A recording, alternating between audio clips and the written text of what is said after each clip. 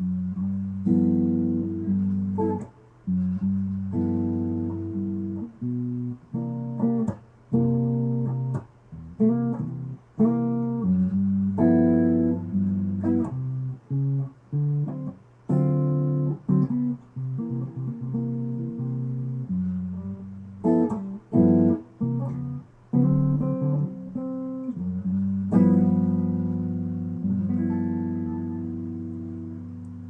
you all doing again? It's Christian Ligori with blues guitar lesson with some jazz influence in it, obviously, because I am a jazz guitar player, but also to teach you a little bit about the basics of the blues, and also for you guys that play this straight up blues and need some tips on some, stuff to maybe doctor up your progressions a little bit. Now, that progression I played was a 3-chord progression in G, just using the chords of G13, which would be substituting G7. It sounds, a little cooler doing the 13th. C9, as I've showed in previous videos, and substituting the C7 would be the C9, and then using the D9 and substituted the D7, and then back to C9 and back to G13. Now, that's a standard 3-chord blues progression. It is used mostly in the standard blues. It also has some roots in hard bop and jazz, which is more of the bluesier type of jazz, but which exists.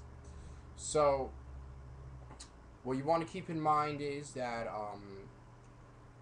even blues players use these type of style chords. It's not only in jazz that 13s and 9ths are used.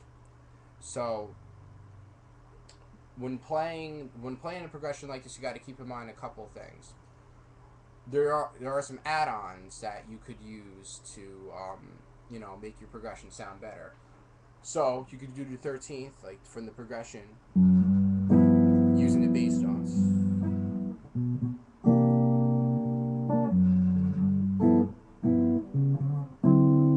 Now it's the D9 chord, but you could also add the pinky, doing that Jimi Hendrix style type chord that's used in songs such as Purple Haze and other Jimi Hendrix songs.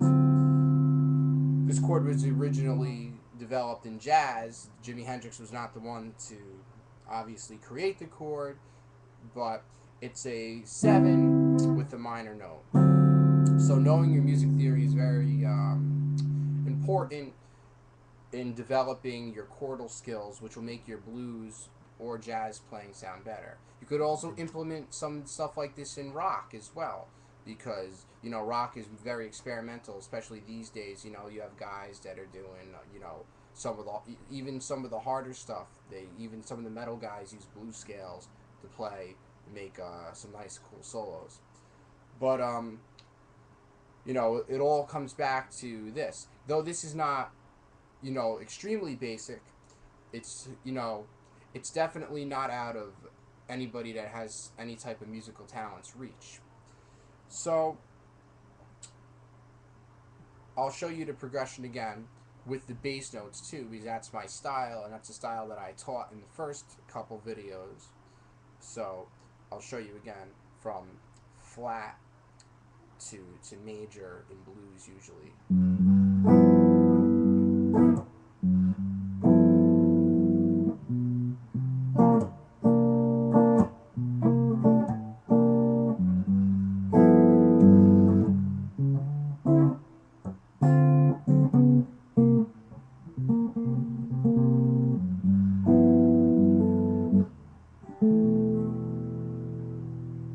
So, using those chords, you can definitely doctor up your blues and, make it sound better than just 7s. Sevens are cool, but it just shows that, when you're using bar chord, 7s like that, it shows that, you're not as advanced as a player. Obviously, if you're playing some rock stuff or some pop stuff, yeah, that's cool. But if you really want to get a bluesy feel, you want to definitely play you know, 13s and 9s rather than just using 7s. You could also do 7s to 9s, like C7 to C9. But that's a little bit out of the box of what I want to do here. I wanted to show you more of a basic feel. So now I'm going to show you a blues jazz progression more so. Now this is adding the minors in. So there's going to be a minor climb down. So I'll play you the progression first and then further explain.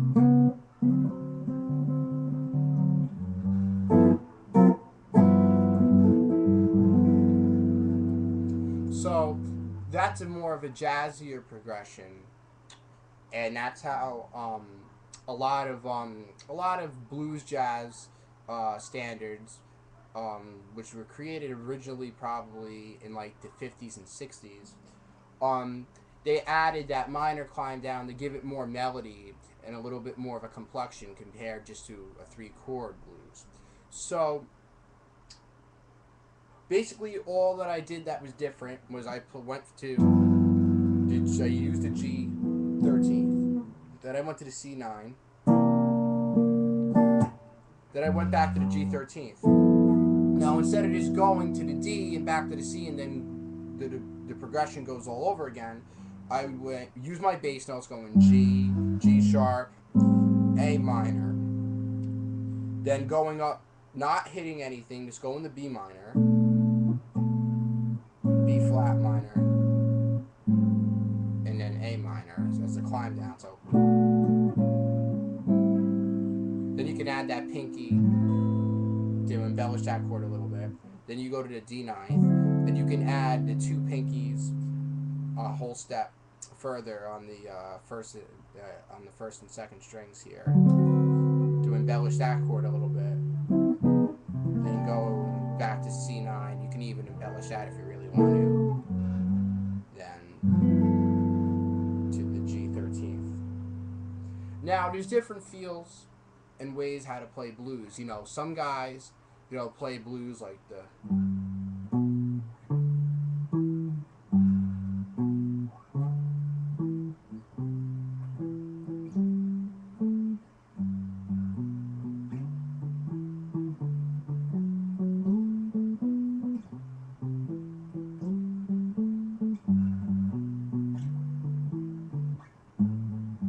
so I was just playing bass notes there. But then there's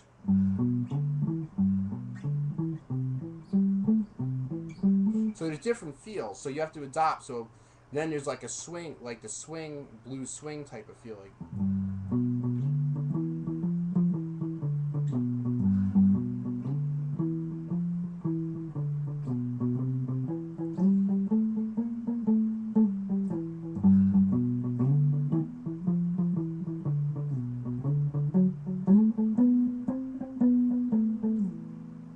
And so on and so forth.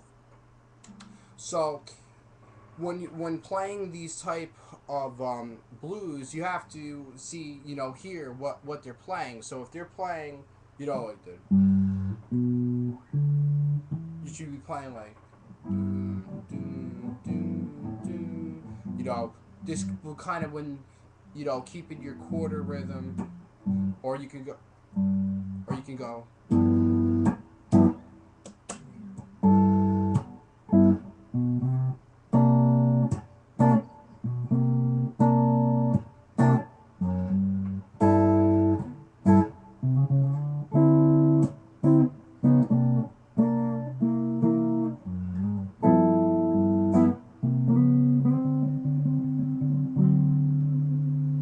So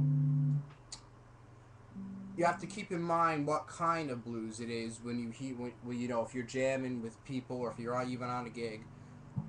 You know, to hear, you know, what they're playing and then how you could position your playing within the rest of the puzzle of the band, because obviously every musician is doing something different and you have to see how your piece of the puzzle fits in.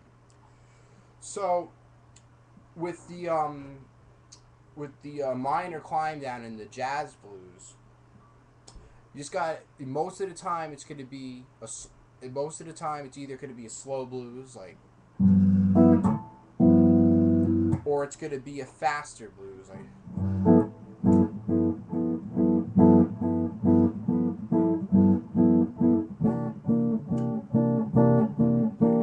One, two, three, four, one, two.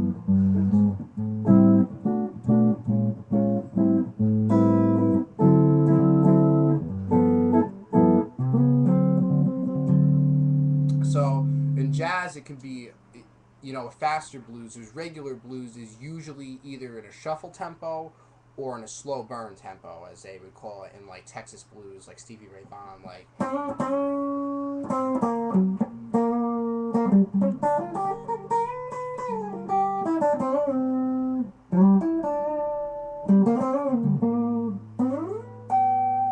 Stuff like that was more in that, like that.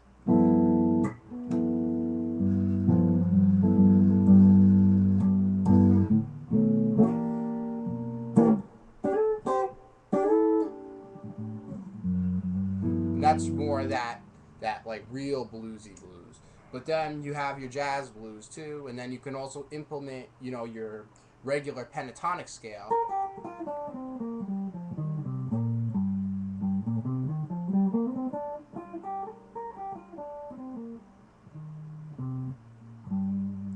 That you can, you know, most players know their pentatonic scale is probably one of the first scales that you learn. You can implement that, you know, you can implement that over any of this stuff actually. In jazz, there's also different things you can even do this scale. But that's a little bit more technical, and I'll get into that within later videos. But for now, just keep practicing your 13ths, your 9s, your progressions. Don't forget that chord with that Jimi Hendrix chord with the ninth with the pinky add-on. And don't forget about your minor climb downs. So depending on what style of blues you're playing, you'll determine, you know, what you're doing and how you follow the band. And also remember that bass notes are extremely important, especially when you're not accompanied by instruments that are holding a bass, such as a keyboard or an actual bass. If you're playing with just guitars, you know, and you know, usually some guy when you're comping should really be hitting those bass notes. So until next time, keep picking, and I'll see you again soon.